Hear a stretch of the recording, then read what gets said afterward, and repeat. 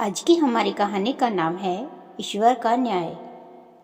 एक रोज रास्ते में एक महात्मा अपने शिष्य के साथ भ्रमण पर निकले। गुरुजी को ज़्यादा इधर उधर की बातें करना पसंद नहीं था। कम बोलना और शांतिपूर्वक अपना कर्म करना ही गुरु को प्रिय था। परंतु शिष्य बहुत चपल था। उसे हमेशा इधर उधर की बातें ही सूझती। उसे दूसरों की बातों में बड़ा ही आनंद आता था। चलते हुए जब वो तालाब से होकर गुजर रहे थे तो उन्होंने देखा कि एक धीवर नदी में जाल डाले हुए है। शिष्य यह सब देख खड़ा हो गया और धीवर को हिंसा परमो धर्म का उपदेश देने लगा। लेकिन धीवर कहाँ समझने वाला था। पहले उसने टालमटोल करनी चाहिए और बात जब बहुत बढ़ गई तो शिष्य और धीवर के बीच झगड़ा शुरू हो गया। यह झगड़ा देख गुरुजी, जो उनसे बहुत आगे बढ़ गए थे, लौटे और शिष्य को अपने साथ चलने को कहा एवं शिष्य को पकड़कर ले गए।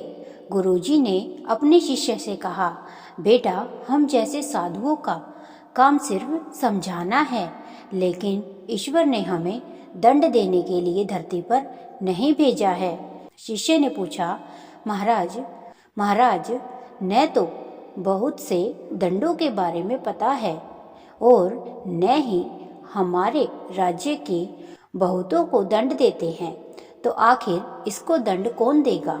शिष्य की इस बात का जवाब देते हुए गुरुजी ने कहा, बेटा, तुम निश्चिंत रहो, इसे भी दंड देने वाली एक अलौकिक शक्ति इस दुनिया में मौजूद है, जिसकी पहुंच सभी जगह है। ईश्वर की दृष्टि सब तरफ है और वो सब जगह पहुंच जाते हैं। इसीलिए अभी तुम चलो, इस झगड़े में पड़ना गलत होगा, इसीलिए इस झगड़े से दूर रहो। शिष्य गुरुजी की बात सुनकर संतुष्ट हो गया और उनके साथ चल दिया। इस बात को ठीक 2 वर्ष ही बीते थे कि एक दिन गुरुजी और शिष्य दोनों उसी तालाब से होकर गुजरे। शिष्य भी अब 2 साल पहले वह धीवर वाली घटना भूल चुका था। उन्होंने उसी तालाब के पास देखा कि एक चुटियल सांप बहुत कष्ट में था। उसे हजारों चींटियां नोच नोच कर खा रही थी। शिष्य ने यह दृश्य देखा और उससे रहा नहीं गया। दया से उसका हृदय पिघल गया था। वह सबको चींटियों से बचाने के लिए जाने ही वाला था कि गुरुजी ने उसके हाथ पकड़ लिए और उसे जाने से मना करते हुए कहा, बेटा, इसे अपने कर्मों का फल भोगने दो। यदि अभी तुमने इसे रोकना चाहा तो इसे बेचारे को फिर से दूसरे जन्म में यह दुख भोगने होंगे, क्योंकि कर्म का फल अवश्य ही भोगना पड़ता है। शिष्य ने गुरुजी से पूछा, गुरुजी, इसने कौन सा कर्म किया है जो इस दुर्दशा में यह फंसा है। गुरुजी महाराज बोले, यह वही धीवर है जिसे तुमने पिछले वर्ष इसी स्थान पर मछली न मारने का उपदेश दे रहे थे और वह तुम्हारे साथ लड़ने के लिए आग बबूला हुआ जा रहा था। वे मछलियां ही चींटियां हैं जो इसे नोच नोच कर खा रही हैं। यह सुनते ही बड़े आश्चर्य से शिष्य ने कहा, गुरुजी, यह तो बड़ा ही विचित्र न्याय है। गुरुजी ने कहा, बेटा, इसी लोक में स्वर्ग नरक के सारे दृश्य मौजूद हैं। हर क्षण तुम्हें ईश्वर के न्याय के नमूने देखने को मिल सकते हैं। चाहे तुम्हारे कर्म शुभ हो या अशुभ, उसका फल तुम्हें भोगना ही पड़ता है। इसीलिए वेद में भगवान ने उपदेश देते हुए कहा है, अपने किए कर्म को हमेशा याद रखो।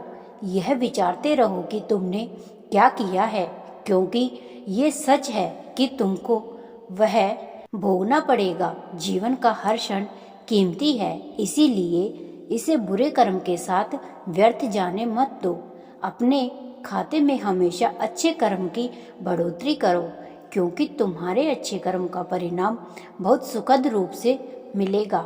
इसका उल्टा भी उतना ही सही है।